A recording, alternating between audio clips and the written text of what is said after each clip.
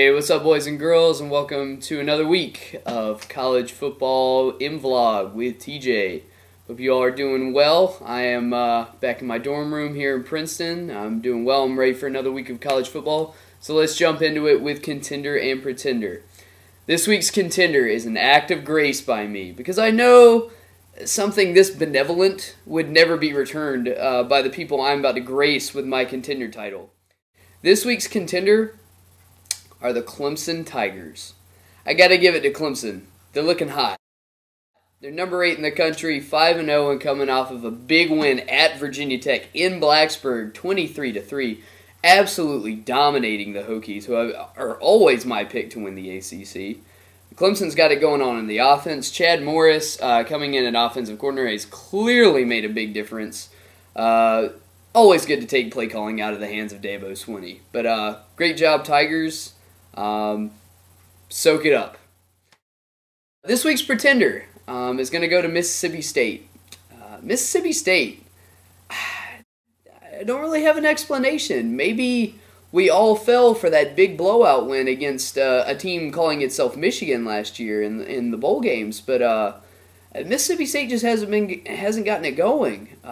Their offense looked pretty good on the ground last year, but just they've invented a quarterback controversy for themselves. I don't see any reason why it shouldn't be Chris Ralph at quarterback, but Mississippi State's having some issues and coming off of a pretty one-sided loss to Georgia, and Georgia definitely not the Georgia Bulldogs of old. So we'll have to see if Dan Mullen and his company can put things together and get the season going for the Mississippi State Bulldogs. All right, games of the week.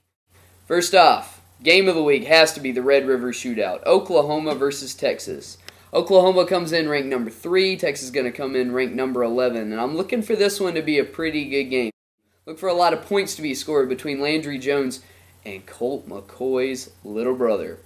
Can't believe it. Seeing a McCoy throwing to another Shipley at Texas, and I feel like I've gone 5 years back in a time machine. Pretty cool. I'm actually going to pick an upset on this one. I really like the Longhorns to hook 'em. Go with Texas winning in a high-scoring game in the Red River Shootout. Next game we're going to look at is number 17, Florida, at number 1, LSU. And I'm going to just break this one down really simply. Florida is going to be without quarterback John Brantley for at least a little while, if not the rest of the season. They're going to be breaking in a new quarterback against what is undoubtedly the best defense in the country in LSU. I'm looking for LSU to keep Florida off the scoreboard for a good portion of this game, and I'm looking for the Tigers to keep that number 1 ranking this week. Now, for an interesting matchup, still staying in the SEC, Georgia versus Tennessee. We're really not quite sure what to think of Georgia or Tennessee at this point. I mean, Georgia had started off 0-2 with the losses to Boise State and South Carolina.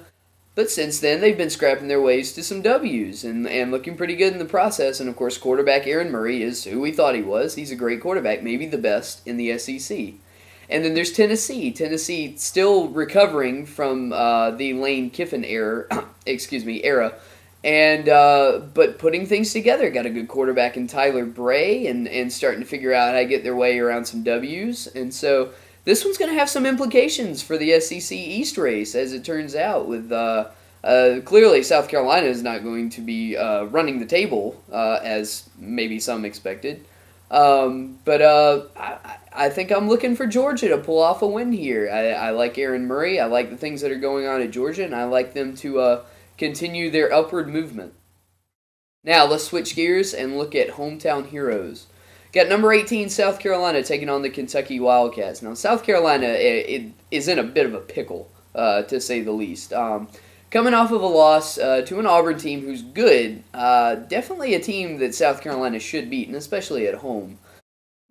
And South Carolina's not scoring the points that we thought they would. You know, if you give me Alshon Jeffrey at wide receiver and Marcus Lattimore at running back, I feel like I can score some points with that. Unfortunately, the quarterback play has been well under expectations. So, Steve Spurrier announces this week he's making a change, going to put in the sophomore Connor Shaw at starting quarterback.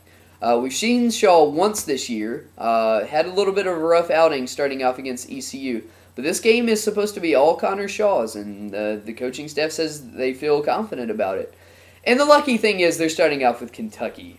And Kentucky, just to put it as blunt as I can, and Zach Adams, I'm sorry to lay this to you like this, but it is only eight days till Midnight Madness for the basketball team, and that's about the long and short of Kentucky football this year. So I look for South Carolina to struggle a bit out of the gate, which seems to be their MO this year, but I look for them to pull in a pretty easy win against the Wildcats.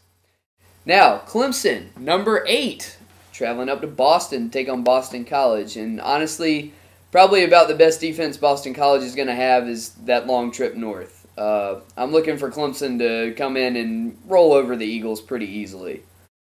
And then for Furman versus Samford, Chris Forcier. What can you say? What a baller. This kid is on fire. And I don't expect that to stop with Samford. Samford giving up some points to the teams they play, and I'm looking for the Furman offense to get things going, put up a lot of points. I'm looking for that Furman defense to get things cranked up and force some turnovers, and seeing Furman winning this one at home by a big margin. Well, that's it for me. Hope everyone's doing well. Want to say a special congratulations to Sherry Cox and Robin Hunt getting engaged. Congratulations, kids. Love you both. Everybody have a great week. Enjoy the games.